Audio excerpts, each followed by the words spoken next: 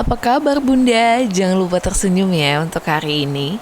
Walaupun ini adalah hari yang berat, tapi tetap menebarkan senyum untuk orang-orang di sekeliling kita.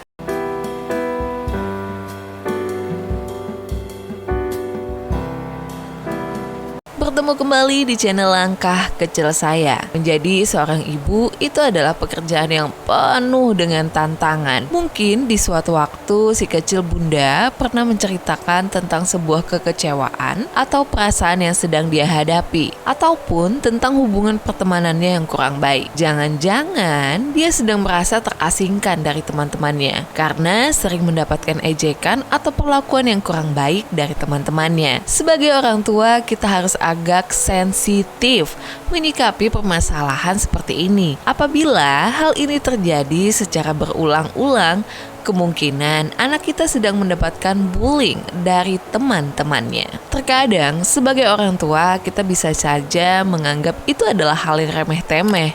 Temannya cuma bercanda aja kali, atau temannya lagi iseng aja. Itu bukanlah bagian normal dari masa kanak-kanak yang harus dilewati. Apabila hal ini dibiarkan, akan berakibat buruk bagi korban, pelaku, dan juga saksi. Karena efeknya akan membekas sampai si anak telah menjadi dewasa. Bullying atau perundungan sendiri adalah sebuah kegiatan penyalahgunaan kekuasaan atau kekuatan yang bertujuan untuk menyakiti orang lain, baik dalam bentuk fisik, psikis, atau perkataan, sehingga sang korban seringnya akan merasa sakit, depresi, atau terjebak dalam keputusasaan.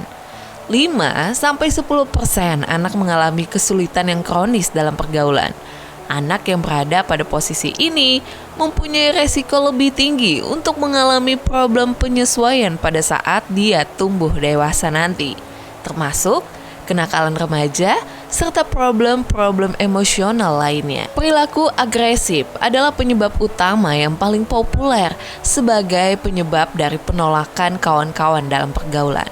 Sayangnya, anak dengan perilaku seperti ini justru merasa diri mereka istimewa, terutama jika perlakuan tersebut mendapatkan dukungan dari anak-anak lainnya. Hal inilah yang sering terjadi pada anak laki-laki. Mereka menggunakan tindakan agresif dalam meraih status tinggi di antara kawan sepermainannya. Bullying, tindakan yang disengaja oleh si pelaku kepada korbannya, bukan sebuah ketidaksengajaan. Tindakan ini terjadi secara berulang-ulang. Biasanya, pelaku adalah orang yang merasa mempunyai posisi yang lebih tinggi atau lebih kuat dari sang korban. Anak laki-laki cenderung melakukan bullying dalam bentuk agresi fisikal, serta anak laki-laki lebih sering mengalami bullying dibandingkan dengan anak perempuan. Dan pelaku bullying ini lebih banyak dari kalangan laki-laki. Anak perempuan sering mendapatkan bullying dalam bentuk pelecehan seksual, seperti menerima komentar karena penampilan fisik atau berbau seksual, serta digodain secara berlebihan. Sedangkan anak perempuan, cara melakukan bullying bisa berupa menyebar isu, fitnah, atau sebuah gosip ke teman-teman yang lain. Sebagai orang tua, kita harus aware dan selalu waspada terhadap apa yang terjadi pada anak-anak kita, Bunda.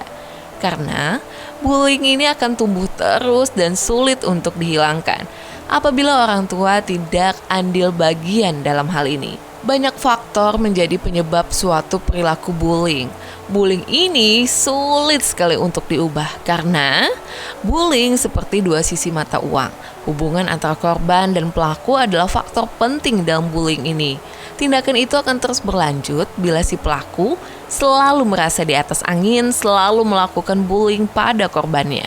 Bullying dijadikan alat meraih popularitas. Perasaan menjadi populer, hal inilah yang menjadi tantangan bagaimana mengalihkan potensi kemampuan anak dari perilaku bullying yang negatif ke arah kepemimpinan yang positif. Bullying bisa dijadikan alat untuk mendapatkan sebuah penghargaan dari lingkungan sepergaulannya. Karena anak-anak selalu haus akan perhatian, penghargaan, dan pengakuan atas dirinya dari lingkungan. Pengaruh ikatan kelompok dalam bullying sangat kuat sekali. Ikatan antara teman sepergaulan bahkan cenderung stabil sampai dia beranjak dewasa. Agresi sosial itu bukan bakat, tapi perilaku yang dipelajari. Bullying tidak dilakukan secara personal, dapat timbul karena adanya dukungan teman-teman yang membantu suksesnya tindakan tersebut. Korban bullying seringkali tidak mau berbagi perasaannya kepada orang lain. Sebagai orang tua, kita bisa mengetahui apakah anak kita menjadi korban bullying. Apabila kita melihat anak-anak kita, bunda, merasakan depresi, menjadi pemurung, agresi, tampak rendah diri dan menjadi pemalu, cemas, selalu khawatir pada masalah keselamatan diri. Nilai akademiknya semakin menurun, menarik diri dari pergaulan, berbahayanya adalah penyalahgunaan obat-obatan terlarang. Bunda, kita juga bisa melihat tanda-tanda lain pada anak-anak kita. Seperti anak kita itu ogah-ogahan banget ketika mau berangkat sekolah. Dia juga senang menyendiri. Padahal dulunya dia adalah orang yang periang, sering kehilangan benda-benda milik pribadi, berteman dengan anak-anak yang lebih muda darinya, mengalami keluhan-keluhan somatik seperti sakit perut dan lain-lain. Walaupun hampir semua orang tua sulit untuk menerima seandainya anak-anaknya menjadi pelaku. Namun, kita patut mewaspadai bila kita menduga anak suka jahat kepada kawan-kawannya. Mungkin si anak mempunyai kepribadian yang impulsif, rasa percaya diri yang di atas rata-rata, sulit mentaati peraturan atau suka membangkang, gemar dengan tindakan kekerasan yang mungkin saja dia tiru dari televisi, bacaan, internet, atau kehidupan nyata. Kurangnya empati terhadap kawan yang memerlukan bantuannya. Namun ada juga sih bullying yang dilakukan oleh kalangan anak-anak yang memang populer karena status orang tuanya.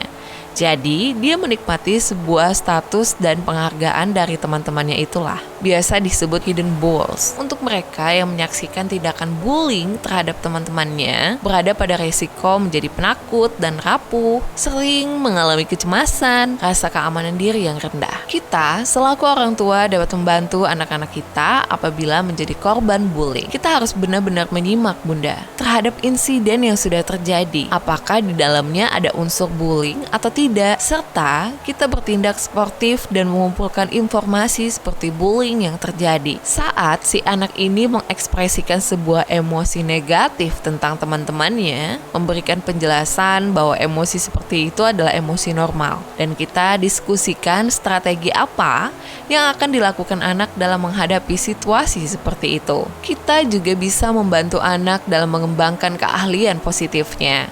Dalam menghadapi bullying ini, anak akan menjadi percaya diri saat bergaul dengan teman-temannya. Orang tua harus memperhatikan anak, baik dalam hal perubahan emosi dan prestasinya, serta bagaimana anak kita tidur dan juga makan. Ajarkan mereka untuk tetap berkumpul dengan teman-teman yang lain. Dan ajarkan anak kita untuk berani berkata tidak, jangan, hentikan. Kebanyakan dari anak akan segera menghentikan perbuatan yang akan dilakukannya dalam tempo 10 detik saat ada orang yang menyuruhnya berhenti. Menjadi pelaku bullying dan korban bullying, keduanya adalah hal yang tidak seharusnya terjadi. Namun, apabila anak kita menjadi salah satu pelaku bullying, maka kita orang tua memastikan anak paham bahwa tindakan bullying itu berbahaya bagi diri sendiri maupun orang lain. Kita juga bisa mencoba membuka ruang diskusi dengan anak tentang apa yang sebenarnya dia inginkan. Apakah dia menginginkan sebuah perhatian, rasa ingin dihormati, dan lain-lain. Menjelaskan bahwa perilaku itu tidak diterima oleh siapapun dan menghentikan segala tindakan agresif yang dia lakukan. Mencoba memberikan sanksi yang diputuskan bersama apabila si anak mengulangi tindakan bullying tersebut, dan harus mentaati serta konsisten tentang peraturan atau sanksi yang sudah dibuat. Orang tua bisa meluangkan waktu untuk lebih banyak kepada anak serta keluarga. Kita juga bisa menumbuhkan pikiran positif dengan kegiatan-kegiatan yang tidak mengandung unsur kekerasan. Orang tua memberikan contoh yang baik dalam hal respek, lemah lembut, dan empati. Orang tua juga harus bersikap realistik, karena perilaku anak tidak mungkin dirubah dalam waktu yang cepat namun bertahap. Dan kita juga bisa bekerja sama dengan pihak sekolah selama itu diperlukan. Nah, bagaimana jika anak kita menjadi saksi bullying? Maka hal yang bisa mereka lakukan adalah dengan mengatakan hentikan. Namun penting juga untuk mengingatkan mereka harus mempertimbangkan keselamatan sebelum bertindak membantu korban. Jika anak menyaksikan perbuatan bullying, cukup dengan menjauhkan korban dari tempat tersebut untuk sementara. Ajari anak kita untuk melaporkan siapapun yang melakukan bullying kepada orang dewasa yang memang dipercaya. Pastikan anak-anak kita, Bunda, mendapatkan lingkungan rumah yang aman dan penuh cinta. Orang tua adalah panutan pertama yang dilihat anak, sehingga dia terlebih dahulu akan meniru orang tuanya sebelum belajar dari pihak-pihak lain. Bullying dalam bentuk apapun tidak dibenarkan, karena akan mempengaruhi perkembangan psikologi seorang anak ketika dewasa nanti. Semoga saja video kali ini bermanfaat untuk Bunda dan keluarga. Dukung terus channel ini dan terus melakukan langkah kecil untuk menjadi langkah yang besar esok hari.